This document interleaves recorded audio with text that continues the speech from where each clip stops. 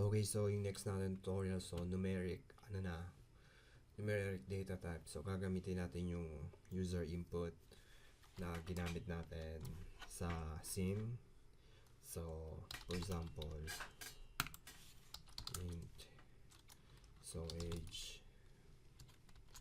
So declare natin yung variable. So float salary and double. So let's say tax. Yes, so yan. Okay, so gagawin natin yung yung cin para makuha natin yung variable nila. So cout, so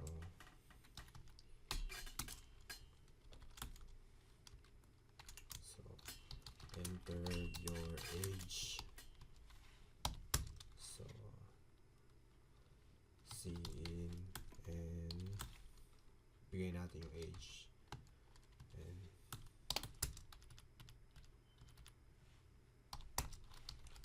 and break. So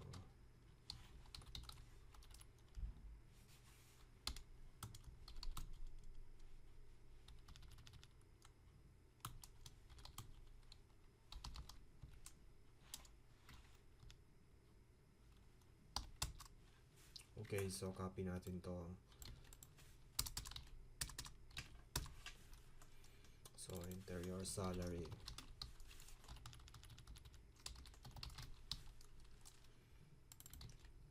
Copy nyo yung variable.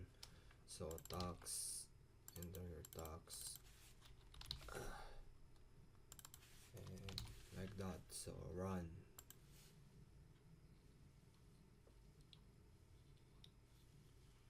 So enter your age. So 26. Enter salary 12.25 and enter tax. So 8.12. So like that. So ipiprint naman natin yung mga kinuha natin variable na stored. So paano natin gagawin yon? So cout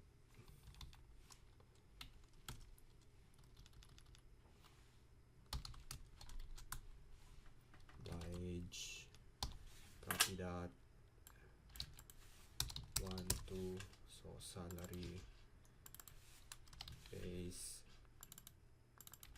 tax, like that, and run. Okay.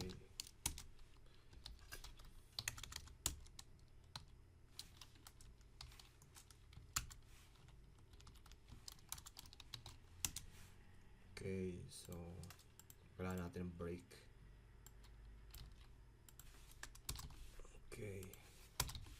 So para sa tutorial na to, para makita lang natin yung variable, pwedeng i-store natin sa gamit natin yung sim, yung user input, diba? So ayun, 26. Okay, like that. Okay, so ayan, na-store na natin yung variable. So okay, tapos na tayo sa doon na tayo sa next natin tutorial.